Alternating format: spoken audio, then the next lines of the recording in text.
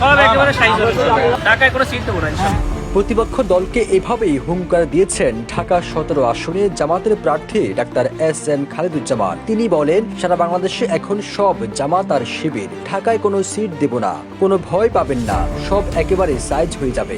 আসসালামু আলাইকুম রহমতুল্লাহ। সুপ্রিয় দর্শক, রাজনীতির কেন্দ্রবিন্দুতে, আলোচনার কেন্দ্রবিন্দু এখন ঢাকা ১৭ আসনের জামাতের প্রার্থী এস.এম. খালেদুজ্জামান, মানে তারেক রহমানের যিনি প্রতিদ্বন্দ্বী। গতকালকে একটা কথা বলেছেন যে ঢাকায় বিএনপিকে কোনো সিট দেবো না, সব সাইজ হয়ে যাবে। তো একটা কথা বলাতে পুরা সোশ্যাল মিডিয়া তোলপাড়, মানে বিভিন্ন মিডিয়া বিভিন্নভাবে নিউজও করতেছে। তো দর্শক, এস.এম. খালেদুজ্জামান আসলে কি বলতে চেয়েছেন, চলুন আমরা সেটা একটু দেখে আসি। বুঝছেন, আরেকটা মিডিয়া একটা কথা আসছে যে একে সাইজ করে, আসলে আমি সাইজ করে দেবো এটা বলি না, এখানে বলা আছে সাইজ হয়ে যাবে। মানে বিভিন্ন যে সংস্থা আমাকে অলরেডি কল করছে যে আপনারা যদি কোনো সমস্যায় পড়েন তাহলে আমাদেরকে অবশ্যই বলবেন। এই সুবাদে আমি কালকে একটু বলেছিলাম, আমাদের এটাও তো মিডিয়ার সামনে বলেন, আমাদের একজন ভাইয়ের সঙ্গে জাস্ট কথা বলতেছিলাম, তোমরা কোনো ভয় পেও না, সারা দেশে সুষ্ঠু নির্বাচন হবে। আমাদের প্রধান উপদেষ্টা, আমাদের সেনা প্রধান যথেষ্ট মানুষকে আশ্বস্ত করছেন, এবং তার ফলশ্রুতিতে আমি আমাদের যে এনএসআই বলেন, এসবি বলেন, তারপর ডিএসবি বলেন, সব সংস্থায় আমার কাছে ফোন করেছে যে আপনারা সমস্যা হলে আমাদেরকে জানাবেন।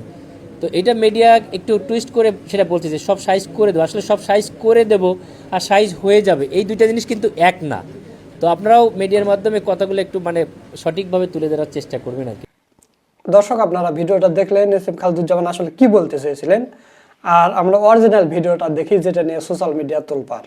সারা বাংলাদেশের সব জামাত আর শিবির, ঢাকায় কোনো সিট দেবো না ইনশাআল্লাহ। এটা ভয় পাবে না, সব একেবারে সাইজ হয়েছে। কালকে আমরা একটা সংবাদ সম্মেলন করতে পারি ওই যে গুলশানে, তো তোমরা কালকে সন্ধ্যার দিকে ওই দিক থাকবে না, প্ল্যান দেখি আসরে নামাজ ওই দিক পড়ো। কালকে ইলেকশনটা আমি যাচ্ছে, কবে ইলেকশন, এই সময় আর পাবো নাকি, এবার ইলেকশন হবে ঈদের মতো, কে কি করে এটা ভয় পাবে না, সব একেবারে সাইজ হয়েছে ইনশাআল্লাহ।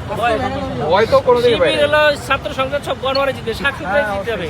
সারা বাংলাদেশের সব জামাত আর শিবির 17 জিতবো, 15 জিতবো, সব ঢাকায় কোনো সিট দেবো না ইনশাআল্লাহ। দর্শক, আপনারা ভিডিওটা দেখলেন। তো এস.এম. খালেদুজ্জামান খারাপ কিছু বলেনি, কারণ বাংলাদেশের অধিকাংশ আসনে, এমনকি তারেক জিয়াও বাংলাদেশে যে 2টা আসনে নমিনেশন নিয়েছে, তার মধ্যে একটা আসনে হেরে যেতে পারে। কারণ রাজনৈতিক বিশ্লেষকরা এরকমই প্রেডিকশন করতেছেন। মির্জা ফখরুল ওখানে দেলোয়ার ভাইয়ের কাছে হারবে, ঢাকা 8 আসনে নাসিরউদ্দিন পাটোয়ারের কাছে মির্জা আব্বাস হারবে, এবং সালাউদ্দিন আহমেদ কক্সবাজারে সেও জামাতের প্রার্থীর কাছে হারবে, এরকমই প্রেডিকশন করতেছে রাজনৈতিক বিশ্লেষকরা। তো প্রিয় দর্শক, এই ভিডিওটা খুবই গুরুত্বপূর্ণ একটা ভিডিও। এই বিষয় নিয়ে কথা বলেছেন আমাদের বড় ভাই মোহাম্মদ সোলাইমান। তো চলুন আমরা তার ভিডিওটা একটু দেখে আসি। স্বয়ং তারেক জিয়া সহ বিএনপির অনেক হেভিওয়েট নেতা আগামী নির্বাচনে পরাজয়ের দ্বার প্রান্তে, তারা পরাজিত হতে পারেন। তারেক রহমান 2টা আসন থেকে নির্বাচন করছেন, তার একটায় তিনি পরাজিত হতে পারেন, আর একটায় জিততে পারেন, যথেষ্ট সম্ভাবনা রয়েছে। এছাড়া মির্জা ফখরুল ইসলাম আলমগীর হারার সম্ভাবনা বেশি, সালাউদ্দিন আহমেদ হারতে পারেন, মির্জা আব্বাস হারতে পারেন, এরকম বিএনপির অনেক হেভিওয়েট নেতা হেরে যেতে পারেন। আমার একটা প্রেডিকশন হচ্ছে আগামী সংসদ হবে তারুণ্য ভিত্তিক সংসদ। হ্যাঁ, বিএনপির অনেক প্রার্থী থাকবে, বিএনপি নির্বাচনে ভালো করবে, বা প্রফেসর ইউনূস একটা বিরাট সংখ্যক বিএনপির লোকজনদেরকে সংসদে যেতে দিবেন, বাট বিএনপির মধ্যেই তরুণরা সংসদে সংখ্যাগরিষ্ঠ হবে, বিএনপির মধ্যে অতি বৃদ্ধ বয়স্ক এরা অনেকেই সংসদে যেতে পারবে না, অনিবার্যভাবে তারা হেরে যাবে। সেটা মেটিকুলাস ডিজাইনে হোক, আর সেটা স্বাভাবিক একদম ফ্রি, ফেয়ার অ্যান্ড ক্রেডিবল ইলেকশনের মাধ্যমে হোক, পরিস্থিতি সেদিকেই যাচ্ছে। তো এখানে তারেক রহমানের বিষয়ে প্রেডিকশন হচ্ছে তারেক রহমান 2 জায়গায় এক জায়গায় হেরে যেতে পারেন। বিএনপির উচিত বগুড়ার আসনটা ধরে রাখার চেষ্টা করা, ঢাকায় হেরে যাওয়ার সম্ভাবনা রয়েছে। ঢাকার ভোটাররা যথেষ্ট সচেতন। এখানে ডাক্তার এস.এম. খালেদুজ্জামান, তার যে কৌশল, তার যে দৃঢ়তা, তার যে অবস্থান, তার সাথে তারেক রহমান পেরে উঠছে না। খালেদুজ্জামান যে হেভিওয়েট প্রার্থী এবং তাকে যে পুরো বিএনপি ভয় পায়, তার প্রমাণ হচ্ছে এখানে প্রার্থী করা হয়েছিল আওয়ামী লীগের আত্মীয়, যিনি বাবার কোটায় রাজনীতি করেন, ব্যারিস্টার আন্দালিব রহমান পার্থকে। তারপরে দেখেছেন যে না, ব্যারিস্টার আন্দালিব রহমান পার্থ জামানত রক্ষা করতে পারেন কিনা সন্দেহ আছে, পরে তারেক রহমান নিজেই দাঁড়িয়েছেন।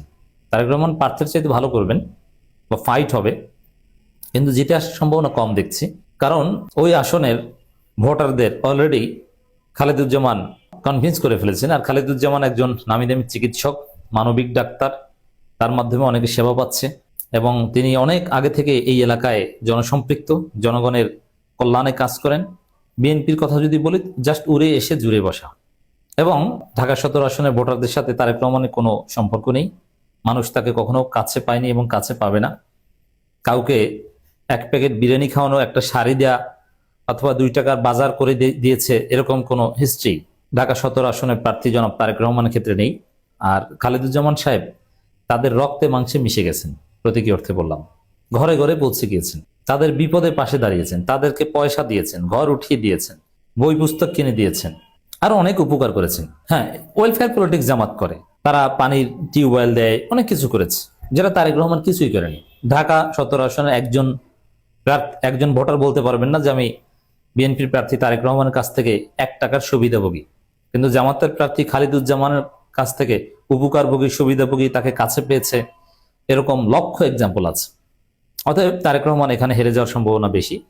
বগুড়ায় তিনি জিততে পারেন, সম্ভাবনা আছে, তাও বিপুল ব্যবধানে জিতবেন তা না, চ্যালেঞ্জের মধ্যে পড়তে হবে, তারপর জেতার সম্ভাবনা আছে। সালাউদ্দিন আহমেদও যথেষ্ট প্রতিদ্বন্দ্বিতা করবেন, কিন্তু তারপরও সালাউদ্দিনের জায়গায় জামাত প্রার্থীর অবস্থান ভালো। মির্জা ফখরুল মোটামুটি ভালো ব্যবধানে হারবেন। এমনিতেই মির্জা ফখরুল এলাকায় জামাতের অতীতে উপজেলা চেয়ারম্যান হওয়ার রেকর্ড আছে, এবং হিন্দু ভোটাররা ম্যাসিভলি জামাতের প্রতি অ্যাট্রাক্টেড হয়েছেন ঠাকুরগাঁওয়ে। তো সেই জায়গায় মির্জা ফখরুল্লাহ চ্যালেঞ্জের মধ্যে পড়বেন বলে মনে হচ্ছে। তো জামাত এবার যে কতটা সিরিয়াস, বিশেষ করে তারেক রহমানের আসন বা এখানেও Jamaat is confident, Khaleduzzaman is very confident. তার একটা কথায় বিএনপি ভয় পেয়েছে। বিএনপি বলের লোকজন ভীত সন্ত্রস্ত হয়ে প্রচার করছে, ঢাকায় কোনো সিট দিব না, সব সাইজ হয়ে যাবে, নির্বাচনের আগে সব সাইজ হয়ে যাবে।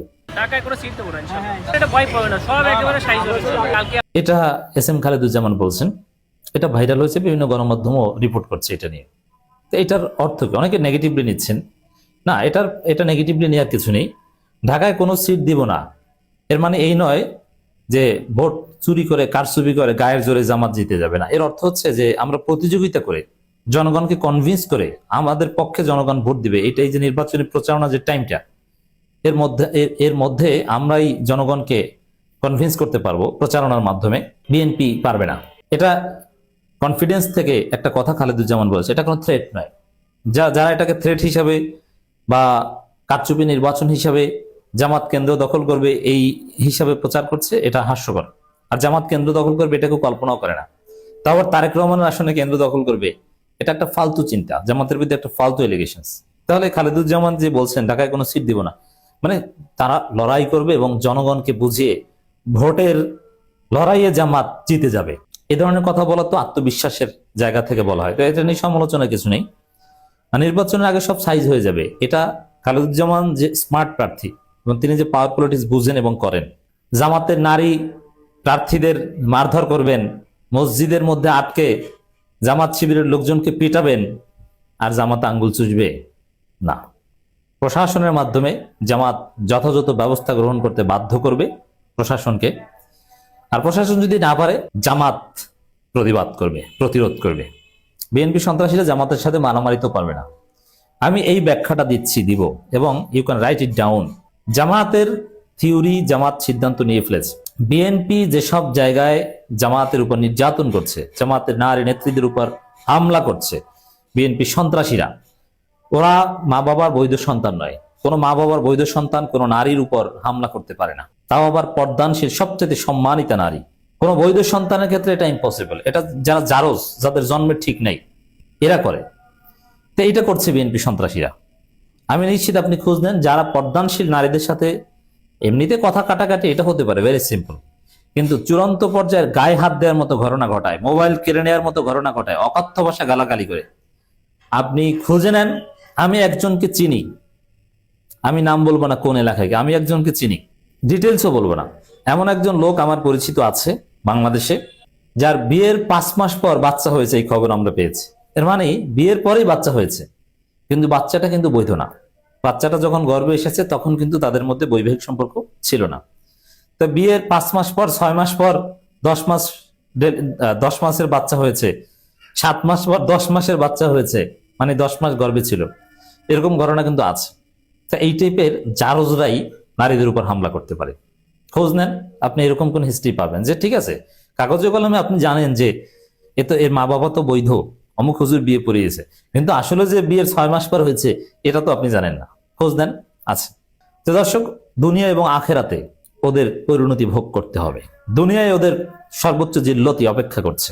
তো এই জায়গায় বিএনপি সন্ত্রাসীরা আকাম করবে, মায়েদের নারীদেরকে তাদের উপর আঘাত করবে, আর জামাত আঙ্গুল চুষবে না। জামাত প্রশাসনের মাধ্যমে যদি ব্যবস্থা নিতে না পারে, জামাত নিজেরা সাইজ করবে। নির্বাচনের আগে প্রশাসনের মাধ্যমেই এই সন্ত্রাসীরা সাইজ হয়ে যাবে। জামাত কোনো ছাড় দিবে না, কোনো হামলা টলারেট করবে না। এটা আমিরের জামাতের আসনে বিএনপির হামলার পর আমিরের জামাত নিজে বিষয়টা যেভাবে ডিল করেছেন, কঠোরতা দেখিয়েছেন, তার মাধ্যমে এটা প্রমাণিত হয়েছে। অতএব খালেদুজ্জামানের কথা তাৎপর্য হচ্ছে এইটা। আর বিএনপি পরাজয়ের ভয়ে খালেদুজ্জামানের বিরুদ্ধে লেগেছে, আর খালেদুজ্জামানকে তারেক রহমান নিজেই ভয় পান। প্রমাণ হচ্ছে তারেক রহমান তার মেকানিজম ব্যবহার করে ডাক্তার খালেদুজ্জামানের যে বিদেশি ডিগ্রি, সেটার বিরুদ্ধে শোকজ টোকজ করিয়ে তাকে বিতর্কিত করার চেষ্টা করেছেন যে তিনি ভুয়া ডিগ্রি ব্যবহার করেন, অথচ ওই ডিগ্রিটা বাংলাদেশে না, এটা বিদেশ থেকে আনা। আর তিনি একজন প্রথিতযশা ফার্টিলিটি ডক্টর। অতএব তারেক রহমান ভয় পায় বলেই তার বিরুদ্ধে কাটা লাইনে খেলতে গেছে, কিন্তু পারে নাই তো। সুপ্রিয় দর্শক, আপনারা সোলাইমান ভাইয়ের ভিডিও সহ পুরো ভিডিওটা দেখলেন। তো সব মিলে আজকের ভিডিওটা আপনাদের কাছে কেমন লেগেছে তা অবশ্যই কমেন্ট করে জানিয়ে দেবেন। ভিডিওটা ভালো লাগলে শেয়ার করবেন। সকলকে ধন্যবাদ। আসসালামু আলাইকুম ওয়া রাহমাতুল্লাহ।